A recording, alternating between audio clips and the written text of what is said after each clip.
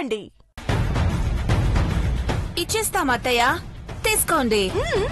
రండి. పిచ్చి వాగుడు ఆపండి. అమ్మవారి పూజ కోసం తీసుకొచ్చిన హారం నీకిచ్చాక కనపడకుండా పోయిందని ఇప్పుడెలా చెప్తున్నావు?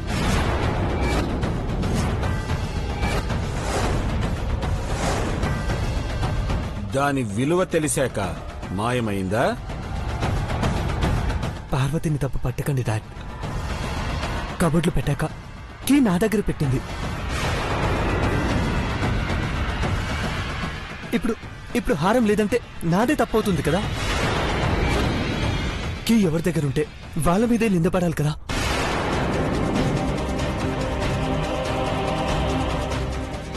నీ మీద నింద వేసుకుంటే సరిపోతుందా పెద్దబాబు?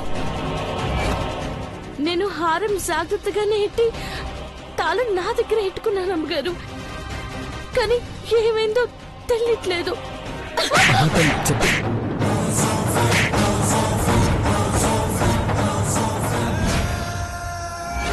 మామ్,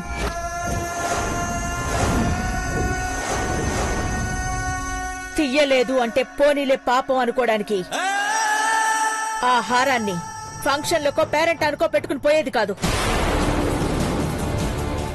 అక్షయ తృతీయ రోజు అమ్మవారి దగ్గర పెట్టి పూజ చెయ్యాలి అని నీకు ముందే చెప్పాను కదా. నిజంగానే నాకెంత నార్మల్ ఏం జరిగిందో చెప్పలేనప్పుడు పూజ ఎలా జరుగుతుంది అనుకుంటున్నావు? అమ్మా, ఎక్కడో పొరపాటు జరిగిందమ్మా. పొరపాటు కాదు బ్రో, నాకు వీళ్ళ మీద డౌట్. వాట్? నీ జుట్టు చెరిగిపోతోంది. వాళ్ళ రూమ్ లో వెతికితే దొరికిపోతుంది. హే, మా రూమ్ లోనా? చూసుకోండి. చూడండి చూడండి, మేము కూడా వెళ్ళి చూస్తాం. బలి బలి బలి చూస్తారంట మా రూమ్ లో. Hey, come on, let's go, move. Yeah, ఈ పిచ్చి వాళ్ల మీద నేరాలు మోపకండి. ఆ హారం కనపడలేదు అంటే పార్వతికి దాని మీద ఆశ పుట్టి ఉండాలి.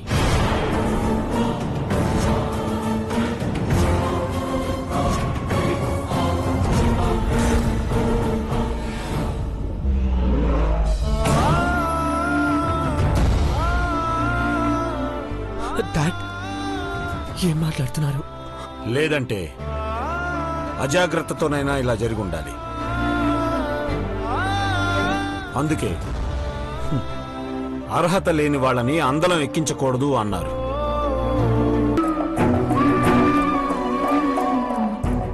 అమ్మా, ముహూర్తం దాటిపోతుంది.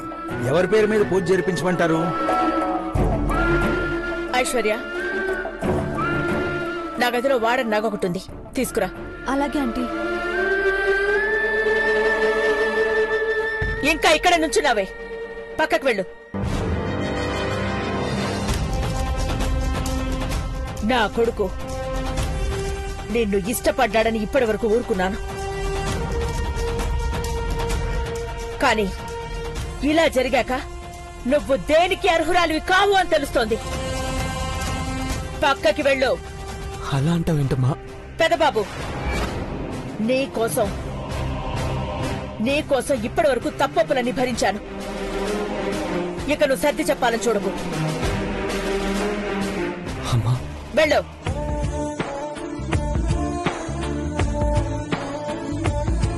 పంతులు గారు తీసుకోండి. పూజ జరిపించండి పంతులు గారు. ఎవరి పేరు మీదమ్మా? ఇక ఆ మాట అడగడం ఎందుకు పంతులు గారు? అఖిలాండేశ్వరితోనే పూజ జరిపించండి. అమ్మా, కూర్చోండమ్మా.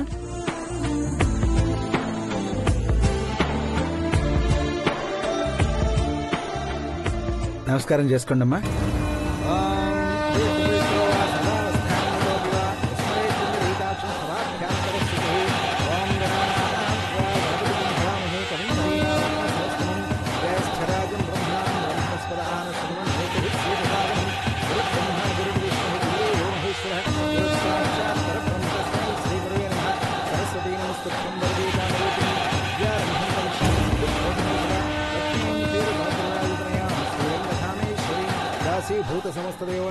భారతి,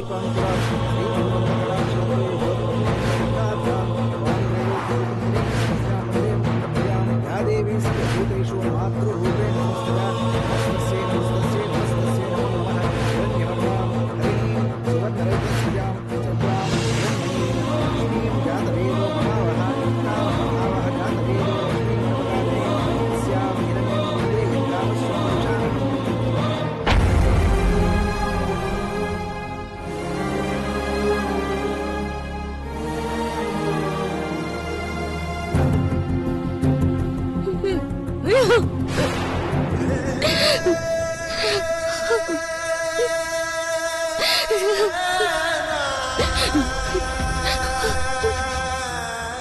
నాన్నే తప్పు చేయకపోయినా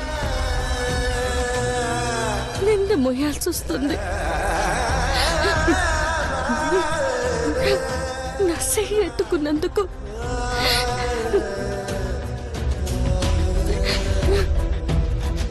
పెద్దబాబు గారికి సంతోషమే లేకుండా పోనాది. నా జాతకమే ఇట్టున్నదేమో. అమ్మా, నా బతుకు బాగుంటుందని పోనావు. అయ్యా, నన్ను సుఖంగా ఉండాలనుకున్నావు. కానీ అమ్మగారి ఆశీర్వాదం లేకుండా ఏం చేయలేను. ఇప్పుడు అమ్మవారి పూజలో ఎట్టాల్సిన నగను నానే దొంగతనం చేసినట్టు మాట పడాల్సి వచ్చినది.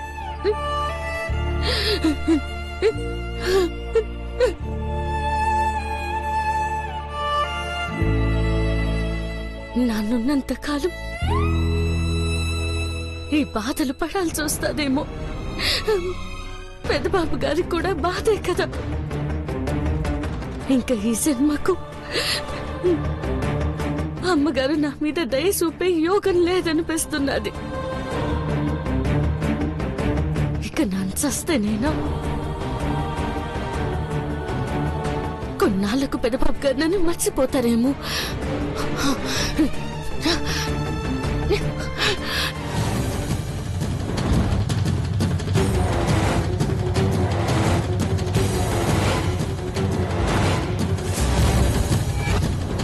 పార్వతి, పెద్దబాబు గారు. పార్వతి, ఏం చేస్తున్నావు? ఏం లేదు. ఏంటిది? కత్తి అంటే అంటే నువ్వు? నేను చచ్చిపోతాను. బాధలుండవు పెద్దబాబు గారు.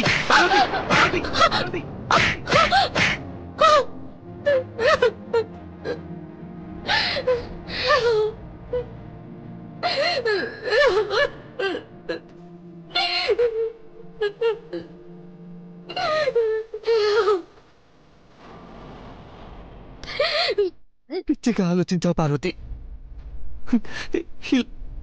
ఇలా చేసుకుంటే నేనేమైపోతానని నువ్వు ఆలోచించలేదు. చచ్చిపోతాను పార్వతి.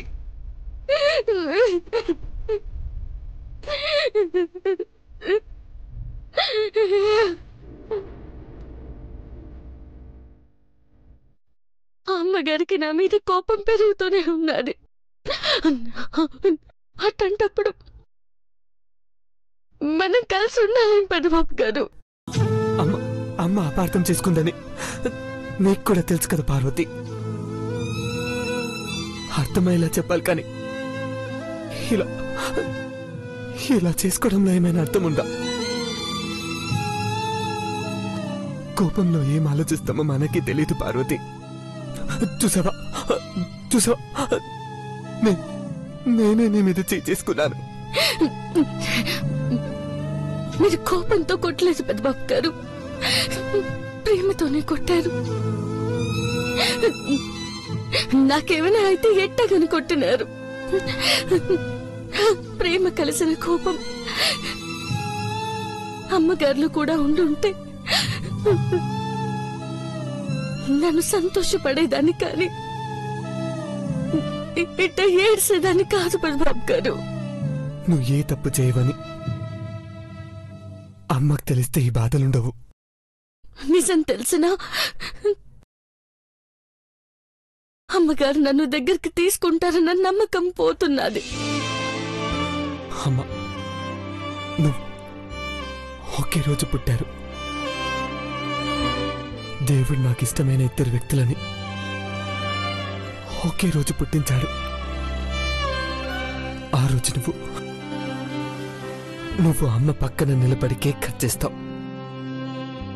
నీ మీద పడ్డ నింద నిజం కాదని నిరూపించకపోతే ఇక నేను బతికిన ప్రయోజనం లేదు. అట్ట అనకండి పెద్దబాబు గారు. ఏడు వద్దని చెప్పిన మీరు కూడా ఆ విషయంలో అట్టంటే నిర్ణయం తీసుకోకండి. బ్రో ఏమైంది? వదినెందుకు ఏడుస్తుంది? ఏం లేదురా, కంగారు పడకండి. నా దురదృష్టం నా దేవుణ్ణి కూడా బాధ పెడుతోంది. వదిన, పూజ సరిగ్గా జరగలేదని కోపంతో మామ అలా మాట్లాడుండొచ్చు. నగ మాయమవడం వల్ల కారణం ఏంటో తెలిస్తే ఇంట్లో వాళ్ళందరికీ జరిగిందేంటో తెలుస్తుంది. అవును పార్వతి, కొంచెం ఓపిక పట్టు. అసలు జరిగిందేంటో తెలుసుకోవాలి మాహి. వేసిన తాళం వేసినట్టే ఉంది, కానీ అందులో పెట్టిన హారం మాయమైంది. ఇంకో డూప్లికేట్ కి ఏమైనా ఉందా బ్రో? లేదు మాహి, ఇంకో కీ లేదు. పిచ్చి వాళ్ళు నీలాంబరి భవానీ ఆంటీ వాళ్ళు ఏమైనా? వాళ్ళకంత సీన్ లేదా ఐష్. ఆ జ్యువెలరీ వాడే ఏదో జిమిక్ చేసి ఉంటాడు. వాళ్ళిద్దరి మీద తప్ప ఇంకెవరి మీద అనుమానం లేదు. కానీ కీ నా దగ్గరున్నప్పుడు వాళ్ళు ఎలా తీయగలిగారనేదే అర్థం కావట్లేదు. బ్రో ఒకసారి జ్యువెలరీ షాప్ వాడికి ఫోన్ చేసి ఎంక్వైరీ చేస్తే బెటర్ అనుకుంటా. పెద్దబాబు గారు, శేఖరానికి ఫోన్ చేసి కనుక్కోమని చెప్పండి. మీరు మాట్లాడితే జాగ్రత్త పడతారు. కరెక్ట్ బావా, ఒకసారి శేఖర్కి ఫోన్ చేయి. మాహి, ఒకసారి శేఖర్ ఫోన్ చేసి ఇవ్వు. Okay bro.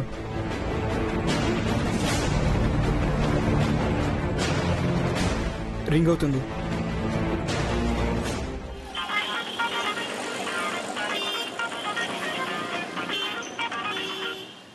శేఖర్, చెప్పండి సార్.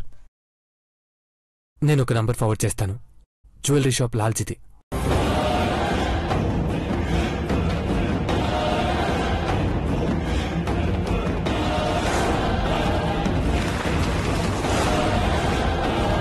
నేను చూసుకుంటాను సార్, మీరు కూల్గా ఉండండి. బాయ్. వదినా, సగం ప్రాబ్లం సాల్వ్ అయినట్టే. శేఖర్ వాడి సంగతి తెలుస్తాడు, ఇంక టెన్షన్ పడకండి.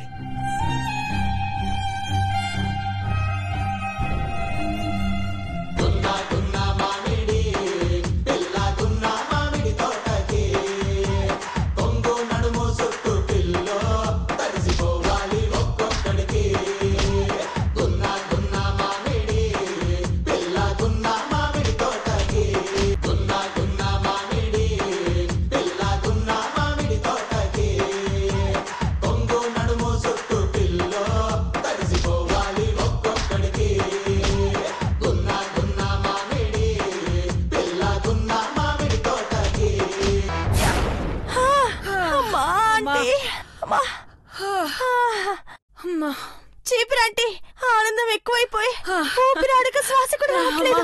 అమ్మా, సంతోషం ఎక్కువైపోయి చచ్చిపోయేలా ఉన్నా నేను. నేను బాగా యాక్ట్ చేశాను కదా. సూపర్ అంటే. నీ నగలు కూడా నాకు ఇచ్చే. కరుణ్ సిస్టర్స్, ఓకే బాచా ఓకే మాట, తర్వాత ఇస్తాలే ఆంటీ. నీలమ్మా, పిచ్చి పీక్స్ లో వర్కౌట్ అయింది. పిచ్చి వాళ్ళని చులకం చేస్తారు గాని ఇందులో ఇంత లాభం ఉందని తెలీదు. ఇక నుంచి మనం పిచ్చి వాళ్ళకి సన్మానం చేద్దాం. దేవాకి కళ్ళు కనపడేలా ఉంటే పార్వతి మోహాన్ని చూసి గుండె చెరువయ్యేలా ఏడ్చేవాడు. పూజలో దాన్ని కూర్చోబెట్టి పెద్ద కోడలుగా దానికి పెద్ద నగను అలంకరించుకోవాలనుకున్న వాళ్ళ ఆశలన్నీ గండి కొట్టాయి ఆంటీ. నీలమ్మా, ఇంతకీ మనం ఆ జ్యువెలరీని ఎత్తేయకుండా అదెలా మాయమైంది? చీపురాంటీ, దగదగలాడే నగనే ఇచ్చారు, దాన్ని బాక్సులో పెట్టారు, కానీ అది నగ కాదు. నగ అంటావు, మళ్ళీ దాన్ని కాదు అంటావు. అసలేం మాట్లాడుతున్నావు? నిజంగానే పిచ్చి పట్టిందా? గంట వరకే అది నగలా ఉంటుంది. చక్కెరని బయట ఆరబెడితే ఏమవుతుంది? చీమలు తినగా మిగిలింది కరిగిపోతుంది. అలాగే బాక్సులోనే కరిగిపోయే హారం అది. ఏంటి, కొంపతీసి ఇవి కూడా ఆవిరైపోయే నగలేనా? కాదాంటీ, ఆ సేట్ని భయపెట్టి ఆ నెక్లెస్ ని మాత్రమే అలాంటిది చేయించాను. ఖచ్చితంగా అది పార్వతికిచ్చి భద్రంగా దాచిపెట్టమంటారని తెలుసు. అంటే మెల్ట్ అయ్యే బాక్స్ లో పెట్టారు, అది గంటయ్యాక కరిగి మాయమైపోయింది. అవును, మెల్ట్ అయిపోయిందది. బాక్స్ ని టచ్ చేసి చూస్తే తెలిసేది. కాని ఎవ్వరికీ అంత ఐడియా రాలేదు. ఇలాంటివి ఎలా తయారు చేస్తారు నీలమ్మా? నగలు తయారు చేసేటప్పుడు మైనల్ లాంటి కెమికల్స్ తో పోత పోస్తారాంటీ. దాన్నే మూస అంటారు. మూసతోనే మోసం చేసావన్నమాట. గుడ్. గుడ్డివాడు దేవా కూడా ఏం చేయాలో తెలియని స్థితిలో ఉన్నాడు. పనయ్యాక నీ నగలు కూడా నాకు ఇస్తానో కదా, ఇచ్చేసేయ్. సాయంత్రం దాకా ఉండని ఆంటీ, తర్వాత నీకే ఇస్తాను. ప్రామిస్? నీ మీదొట్టు. ముందు నేను చెప్పేది విను. అఖిలాంటి పుట్టినరోజే దాని పుట్టినరోజు కూడా. ప్లాన్ వేసి దాన్ని ఫంక్షన్ లోనే చంపేయాలి. దాన్ని చంపడం కష్టమేమో నీలు. ఈసారి పనవుతుందాంటీ. టెక్నికల్ గా ఆలోచిస్తాను. నువ్వు రెడీగా ఉండు.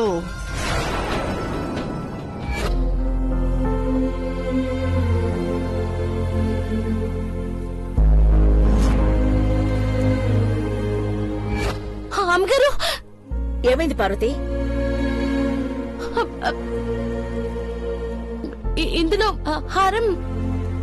ఇందులో హారం కనపడడం లేదు. ఎందుకిలా చేసావు పార్వతి? నీ మీద నమ్మకంతో ఈ బాధ్యతను అప్పగిస్తే ఇలా చేసావెందుకు? అఖిల,